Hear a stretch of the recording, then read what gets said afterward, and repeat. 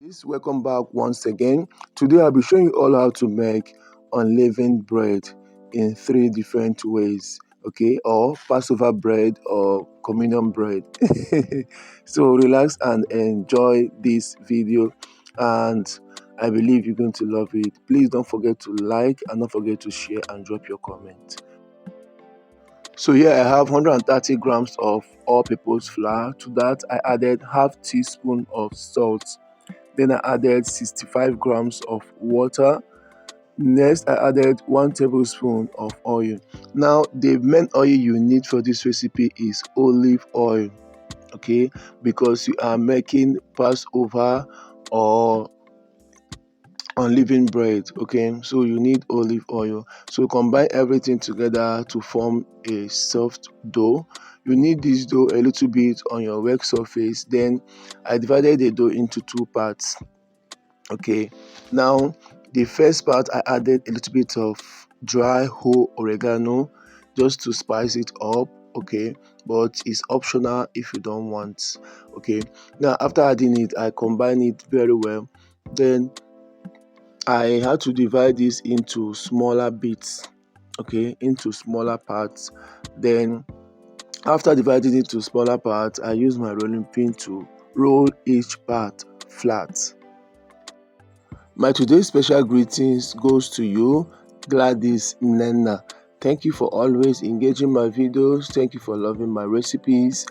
I'm super grateful. Okay, and to all my amazing 2,000 followers, please keep liking my videos, commenting, engaging on my videos, and please help me to always share my videos. It will help you Facebook to push out my videos to the wider audience. So once you are done just this way, you're going to set them on your baking tray lined with a baking paper.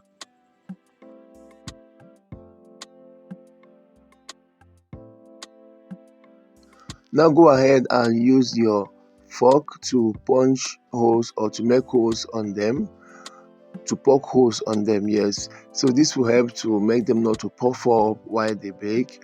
And then you're going to brush the top with the olive oil as well, and then you push that in the oven, let it bake 10 minutes on both sides. After 10 minutes you turn it over to bake the other side, then you take them out from the oven. So while they are baking, I went ahead to roll out this second part.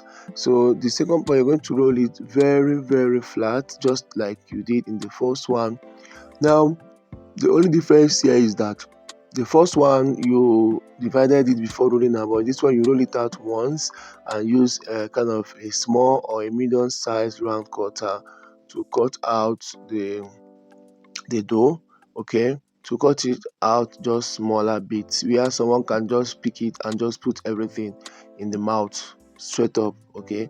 But before you do that, you have to use your fork to poke holes on the dough so that they don't puff up that much when they bake, okay.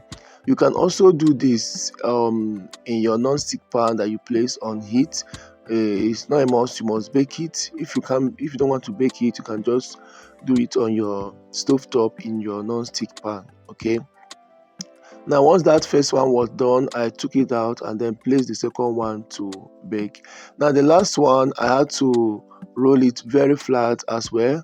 Just brush my non-stick pan with some vegetable oil, transfer this into the pan and let it cook few seconds in the pan, and then I brush each part with the oil as well, and then that's all. So this is basically how you can make your unleavened bread. Unleavened bread is simply a bread without a leavener or a raising agent like baking powder, flour, yeast and all that. So you didn't add anything to it. That's how you make unleavened bread. Basically this one that I'm holding is the general method many people use in making unleavened bread. So if you don't want to do the first 2 methods, you can use this last method. Just roll it out flat and you are good to go.